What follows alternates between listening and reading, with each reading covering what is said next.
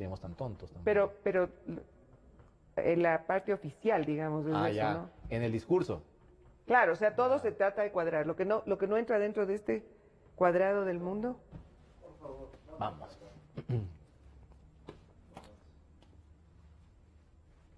3, 2, 1. Estimados amigos, bienvenidos a un nuevo programa de Focus en Democracia. Hoy estamos martes 12 de septiembre del año 2017 y desde los estudios de la Radio Democracia en la capital de la República estamos transmitiendo en vivo a través de la Radio Democracia AM y también por medio del canal Democracia TV en YouTube, en las redes sociales. Hoy es un día en que se ha vinculado a un empresario, Juan Pablo El Julio Vintimilla, en el caso Odebrecht, vinculado también por aparecer como representante de aparentemente una institución financiera fantasma que captaba recursos de manera ilegal. Así que, y Diario El Telégrafo, tenemos que decir, ha publicado un revelador informe respecto a que el tío del vicepresidente Jorge Glass tenía acceso a documentos oficiales de la vicepresidencia, lo que probablemente comprometa más aún al vicepresidente Glass, que le ha quitado valor al asunto diciendo que era ese un documento público, pese a que se transfería en un sistema Kipux que es reservado únicamente para funcionarios públicos. Eso comentando la actualidad política y judicial que ocurre en nuestro país en estos días, pero la invitada del día de hoy es Manuela Gallegos, quien fue fundadora del movimiento Alianza País, también luego salió del movimiento siendo muy crítica con lo que ocurría en su interior y sobre todo por el liderazgo parecido más a un caudillismo que ejerció dentro de ese movimiento y en todo el país realmente Rafael Correa Delgado. Manuela Gallegos está con nosotros para comentar lo que ocurre en el tema político, las intenciones de convocar a una consulta popular.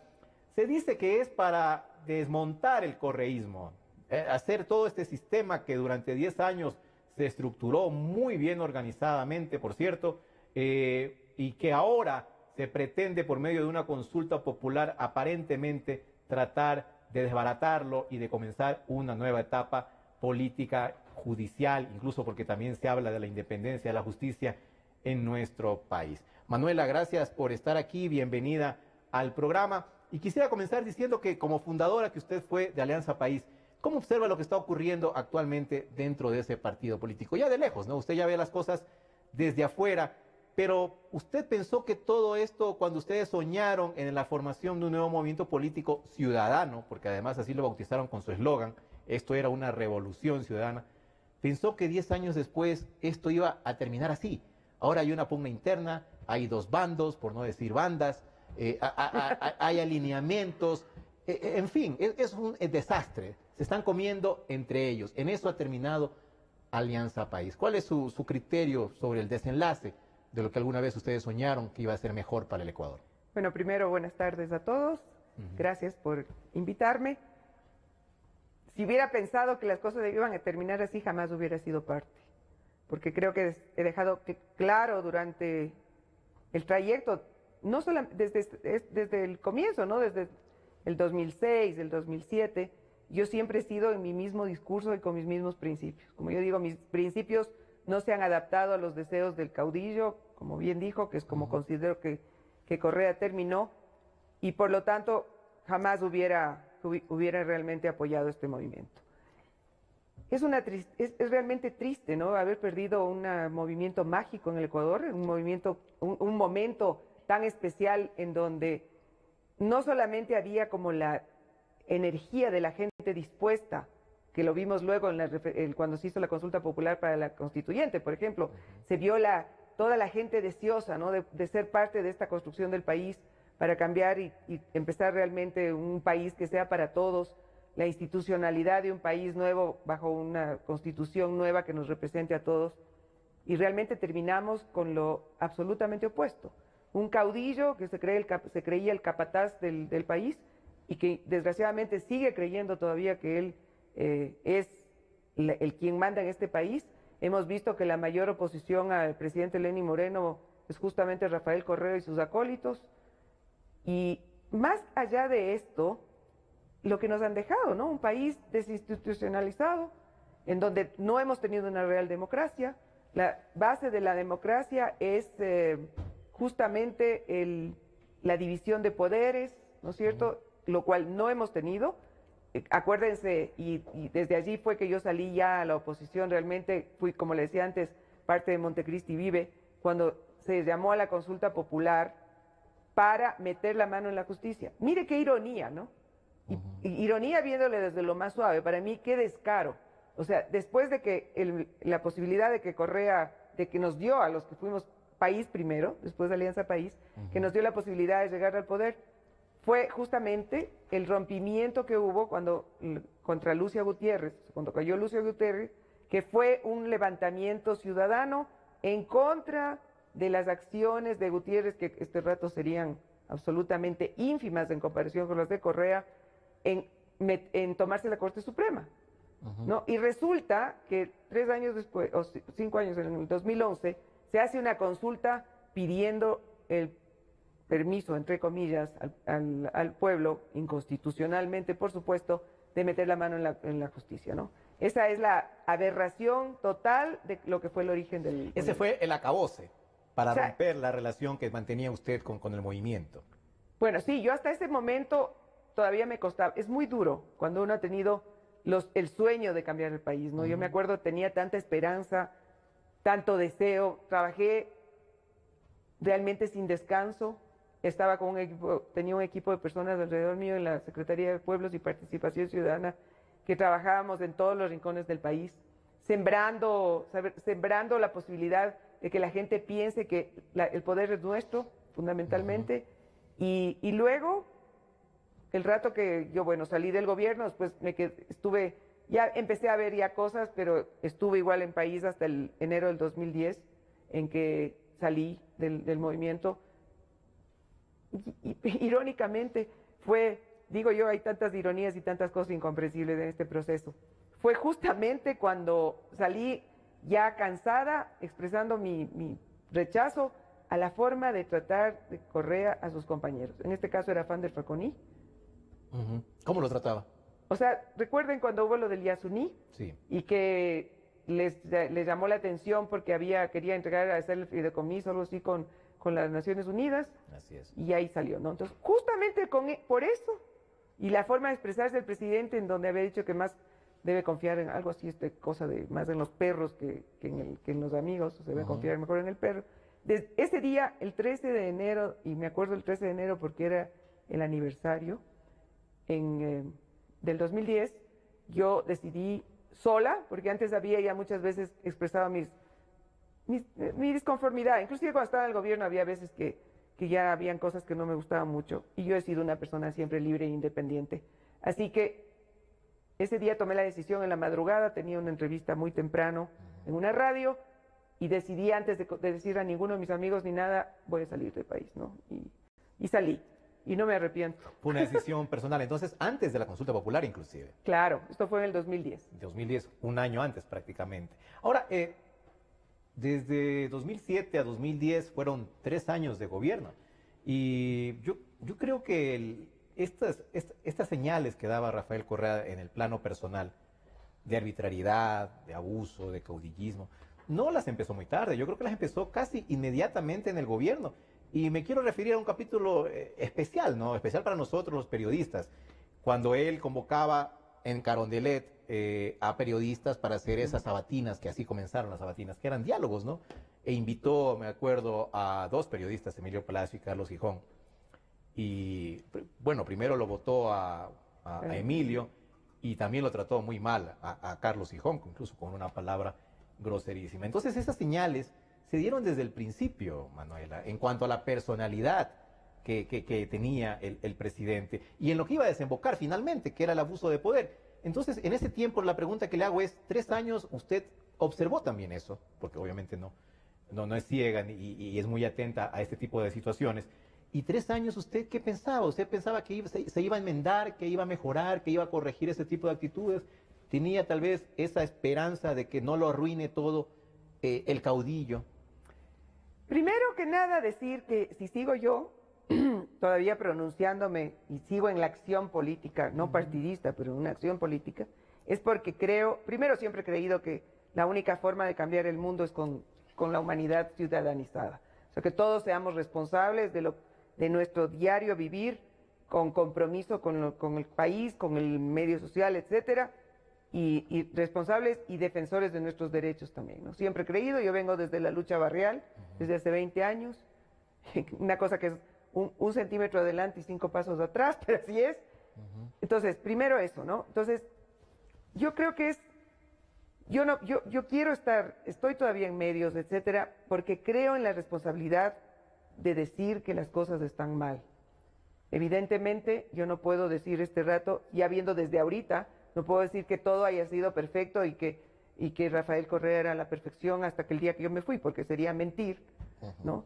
Además, ahora hay tenemos todos estos medios en que nos recuerdan que si alguna vez decimos que sería buenísimo que algún día se recuerden muchas cosas y veamos cómo luego los semiprotagonistas cambian totalmente de visión, ¿no? Pero bueno, entonces yo en mis principios siempre estoy permanentemente, no he cambiado en nada, no me he adaptado, pero evidentemente sí creo que en ese momento de euforia política que vivíamos, de ilusiones, yo por lo menos no quiero volver a participar ya en política partidista, nada, porque creo que aunque he perdido gran parte de mi ingenuidad en estos años, creo que fui una ingenua en muchas cosas, porque tenía más la pasión que esta cosa fría que se necesita en la política, ¿no? Yo no creo que sirvo para la política por eso, porque soy una persona demasiado pasional, además demasiado exigente en la pulcritud de las cosas, y por lo tanto no soy adaptable a ciertas cosas que evidentemente en la política a veces se necesita. Usted privilegió el objetivo en todo caso, a las pero formas. No, pero también quiero decir, o sea, no mentiría si yo digo que lo vi o que no lo vi. Tal vez yo estaba porque este rato que usted me hizo la pregunta, realmente me puse a pensar, o sea, ¿qué es lo que yo vi? ¿Qué es lo que...? ¿No? Yo estaba tan concentrada en el trabajo que hacíamos en la Secretaría de Pueblos y Participación Ciudadana, que era un trabajo tan rico con la gente, que era además un huracán, porque no había cómo bajarse nunca, porque yo sí estaba en contacto permanente con la gente. Yo tenía inclusive audiencias a todos los que quisieran hablar conmigo por el tema que quieran, porque yo creía que era hora de escuchar a la gente. Y trabajábamos en todas partes, ¿no? Entonces, probablemente en la euforia esto del trabajo de uno, creyendo que uno está construyendo el sueño, tal vez no me percaté o tal vez dejé pasar cosas. Evidentemente, ahora viendo desde ahorita, me puse a pensar cuando usted me preguntaba, y realmente habrán cosas que sí debo haberlas visto, pero no reaccioné porque tal vez priorizaba el camino. Y eran señales claras. Pero eso no me excusa, ¿no? Claro, y le quiero mencionar otro episodio que también ocurrió al inicio del correísmo, y fue la destitución del Congreso, por ejemplo. El Congreso de los manteles. O sea, se cometieron... A ver, ¿quiere que le cuente esa historia? Bueno, porque sí. yo no la he contado en ninguna parte. Por favor. Primero, lo que yo sé de esa historia, porque no la sé. Vamos, por favor. Ya. Yo soy una persona que creo en la movilización ciudadana, en la movilización social en general. Creo que uno tiene que estar en la calle, me oirán, y si usted ve todas mis noticias, yo creo que la acción ciudadana es permanente y que uno tiene la obligación de expresarse y de defender los espacios. Desde el punto, por ejemplo, chiquito, sé que tenemos tiempo para hablar. Sí, claro que sí. Desde el punto chiquito, por ejemplo, en la calle donde está mi hostal, mis vecinos decidieron retirar las bancas de la acera, porque evidentemente, como no hay ningún control y todo es un relajo, entonces se tomaban los que venían a beber, a fumar droga y todo. Pero a mí eso me parece terrible porque es renunciar a un espacio público que es de todos en beneficio de los infractores. Entonces, desde ahí, ¿no? Ya. Okay. Respecto a lo otro, le voy a contar exactamente cómo sucedió, porque es cosas que, y no he dicho, creo, en ninguna parte, no creo que se lo haya dicho a nadie realmente.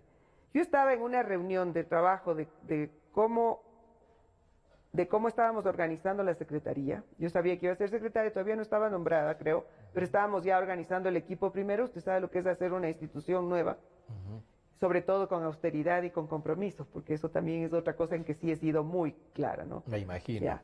Entonces, estaba yo en una reunión en un X sitio que nos prestaron y de pronto recibí una llamada de César Rodríguez. No, mentira, yo llamé a César Rodríguez porque alguien me llamó y me dijo, ¿están haciendo?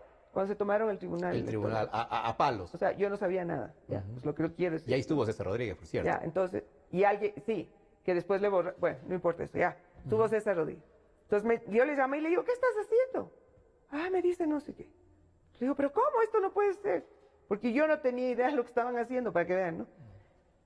Y luego me llamó Rafael Correa. Bueno, esto me van a decir, que digan lo que digan. Esa es la verdad y así es. Me llamó y me dijo, oye, ¿por qué paraste esta cuestión? Dije, pero tú me dijiste que yo estoy encargada de la movilización. Se supone que yo estoy encargada y yo no sé lo que está pasando. Yo di la orden, me dijo. Eso es lo que le puedo contar. Y usted no participó para nada en esa manifestación, porque fue una No, manifestación. yo estaba en una reunión con el equipo que estaba, y sobre todo no lo conocía. Y se supone que si yo hacía la cuestión de movilización, la primera que debía haber sabido era yo. He estado al tanto, así es. Pero eso, o sea... ¿Usted se hubiera opuesto?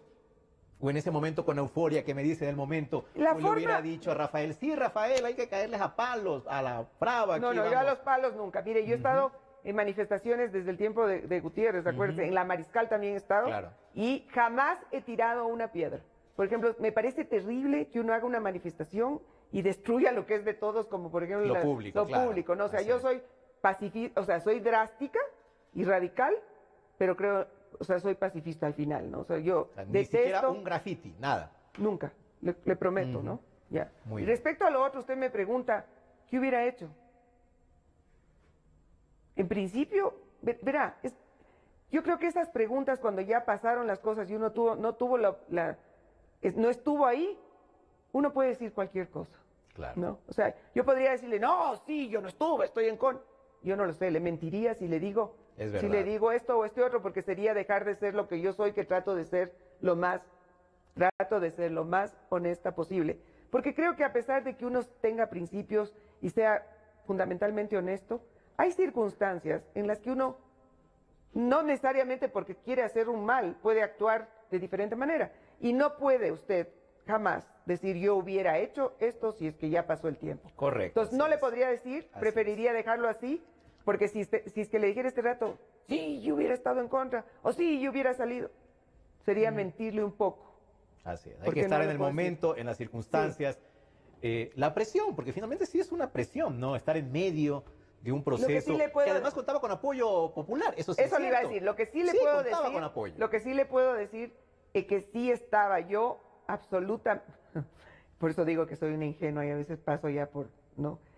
Yo sí estaba absolutamente clara de que esto era una cuestión de movilización social, ¿no? O sea, que la gente, por eso digo, el momento precioso que perdió Correa, que pudo haber construido un país distinto, haber incluido mi sueño, ¿no? Mi sueño de siempre y con el que moriré porque ya no lo veo posible, de construir unas sociedades de la mayoría consciente, responsable. Con toda la riqueza que tenemos en este país, podríamos hacer maravillas, ¿no?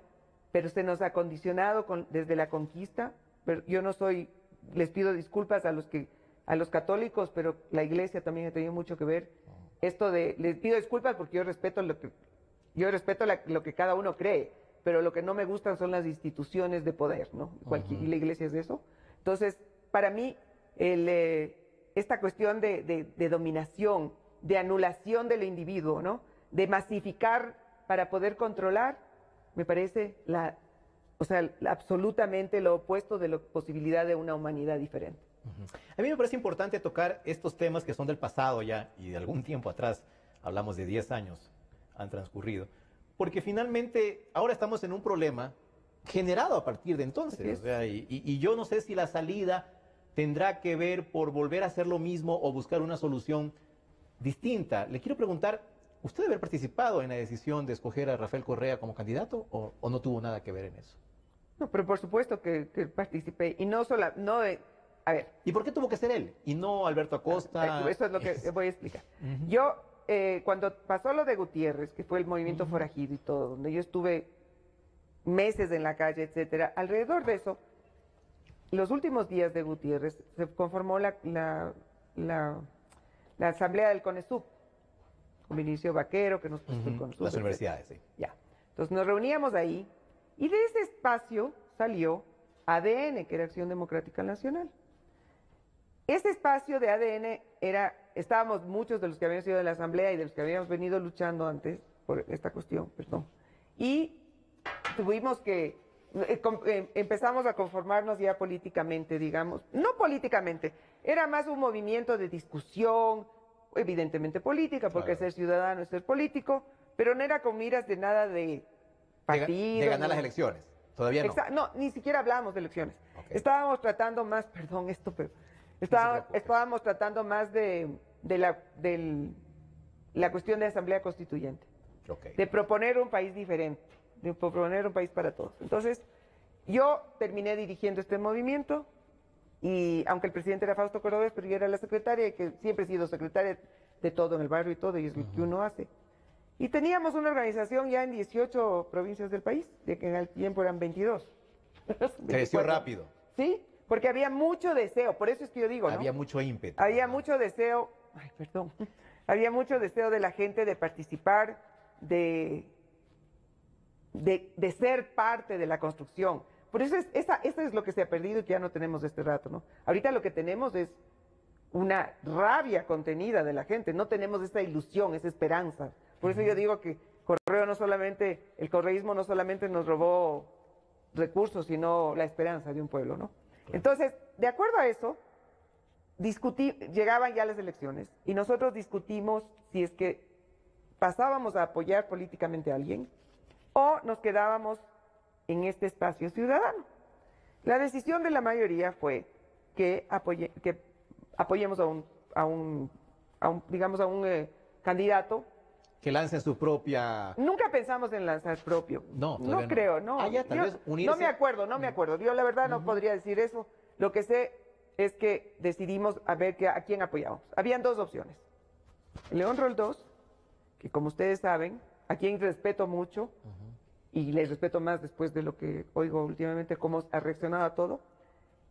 León Roldós, que proponía la reforma constitucional, que implicaba que lo haría la Asamblea, el Congreso en aquel tiempo, y Correa, que era lo nuevo y a quien le habíamos echado ya el ojo, o sea, le habíamos escuchado o nos llamó la atención por sus decisiones en el Ministerio de Economía. ¿Por qué? Porque era la del FEIDEP, lo de los fondos del FEIDEP. Entonces veíamos que venía alguien que traía una postura, una propuesta diferente a lo que habíamos vivido. Y iba más en la visión de los que estábamos en el grupo. Entonces decidimos hablar con los dos. Yo me reuní con León, desgraciadamente hablé con León, me reuní con Rafael Correa, Fausto Cordovés, que había sido, no sé si todavía lo recuerdan, una persona muy honorable. Así es. Entonces Fausto Cordovés, que le había sido parte del gabinete de Palacio, pidió una cita con Correa, que había sido su compañero, y yo fui de delegada para ver con quién hablar y decir. Y en aquella reunión que estuvimos Fausto Cordovés, Correa y yo, el que habló fue más Fausto. Yo soy muy respetuosa de los mayores, así espero que me respeten ahora a mí también. Entonces, yo hablaba más él y yo escuchaba, ¿no? Y claro, Rafael fue muy, muy educado, muy respetuoso con Fausto, ¿no? Y al final, cuando ya nos íbamos, para dar la respuesta al yo dije, espera un momentito, yo quiero preguntar algo. Entonces le dije, verás, me parece bien todo lo que estamos oyendo y todo, pero yo quiero preguntarte algo, decirte algo. O sea, yo no creo ni en salvadores, ni en mesías, soy defensora absoluta de la participación y todo lo que he hecho en mi vida. Me dijo, pero por supuesto, yo también. Ya vimos lo que también fue, ¿no? Pero bueno, esto fue el inicio. Entonces nosotros decidimos, después se llevó esto a la asamblea de ADN, y decidimos apoyar a Correa. Correa ya tenía un grupo que estaba trabajando con él, muy chiquitos. Estaban Alberto, estaba Augusto Barrera, Virgilio Hernández, que después se fueron, que ellos estuvieron al principio y después se fueron. Estaba Ricardo Patiño, que es donde lo conocí, y algunos más. Pero éramos poquitos. Entonces ya yo como representante de ADN entré, y si ustedes ven la historia de Alianza País, una de las tres patas con las que nació Alianza País en ese tiempo era ADN. Entonces empezamos a trabajar y yo tenía esta organización de grupos más populares, sobre todo. En Guayaquil era bastante fuerte, pero en la costa éramos más o menos fuertes. Entonces empezamos a trabajar por este proyecto. Y acuérdense, entre Gustavo Larrea también estaba. Gustavo Larrea habíamos firmado entre ADN y el Frente Nacional Constituyente, no, espérate, el Frente por la Asamblea, constituyente, ahorita me olvidé exactamente el nombre, que Gustavo estaba ya reuniendo a muchos grupos que iban por la Asamblea Constituyente y firmamos el Gran Acuerdo Nacional Constituyente un poco antes de nosotros ingresar allá. Y por lo tanto, pero no es que llegamos juntos donde Correa, pero habíamos estado ya antes. Confluyeron. Claro, y lo importante es recordar que nosotros llevamos la bandera de la Constituyente, que fue realmente la diferencia con lo demás. Y por eso nos apoyamos a León Roldós, porque él quería una reforma. Correcto, claro, un asunto, una exigencia que ya se venía reclamando desde los desde el caos, surgidos, ¿no? Claro, desde el caos. Exactamente, eso se gritó ya en las calles, en la revuelta que sacó a Gutiérrez del poder. Entonces, abanderaron ese pedido. Así es. Y entonces escogieron, claro, decidieron Pues llevamos la bandera. que sea realmente. Correa el candidato. Bueno, es que era alrededor de él que se fue formando el grupo. Desgraciadamente, a mí me pasa igual ahora, ¿no? Claro. Yo, por ejemplo, este momento formé un chat que se llama No Más Corrupción. Ajá. Y la gente a veces dice, pero es que necesitamos que alguien nos lidere. Yo digo, no, pero ¿por qué no empiezan en sus ciudades y en todo a moverse ustedes solitos? No. Ajá. O sea, por eso hablaba yo de lo que es la colonización mental que nos han dado, de enseñarnos que siempre tiene que haber alguien que nos guíe. Claro. Y por eso es que la humanidad está como está. O sea, la mayoría de la gente prefiere, es mucho más fácil, esta es mi teoría personal, ¿no? O sea, mis conceptos. Yo, por ejemplo, creo que la mayoría de la gente tiene miedo a ser libre. Porque el ser libre implica ser responsable de los actos de uno, ¿no es cierto? Entonces, la mayoría de la gente prefiere no asumirse 100% y mejor seguir un poco la corriente, ¿no? Y para poder echarle la culpa a otro también. Exacto, de los fracasos. En cambio, yo soy de las personas, como dije hace un rato, creo que solamente cuando estemos 100% claros y comprometidos como ciudadanos, podremos empezar a cambiar el mundo. Gracias, Manuela. Vamos a seguir conversando con Manuela Gallegos después del corte. Vamos a hacer una pequeña pausa en este momento. Se me partió.